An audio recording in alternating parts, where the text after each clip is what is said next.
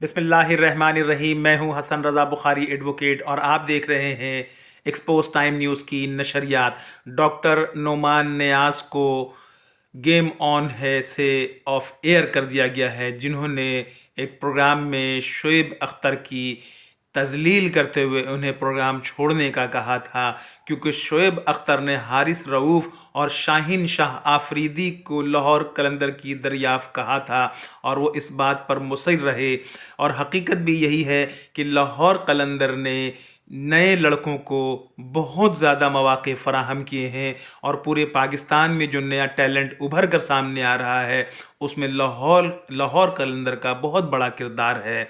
तो इस मौके पर हमारे इंटरनेशनल खिलाड़ी शोएब अख्तर की जिस तरह डॉक्टर नोमान नियाज़ ने तजलील की थी, वो बहुत दुख और तकलीफ़ की बात थी और हमारी बहुत ज़्यादा इस बात पर पाकिस्तान की सुबकी हुई है। तो लिहाजा पीटीवी ने इस हवाले से बहुत मौसर किरदार अदा करते हुए डॉक्टर नोमान नियाज़ को ऑफ एयर कर दिया है और किसी दूसरे को प्रोग्राम करने के लिए कहा है। लेकिन डॉक्टर नोमान नियाज़ ने कहा है कि अगर वो ये प्रोग्राम नहीं करेंगे तो किसी को भी नहीं करने देंगे। ये एक इंतहाई हठधर्मी की बात है।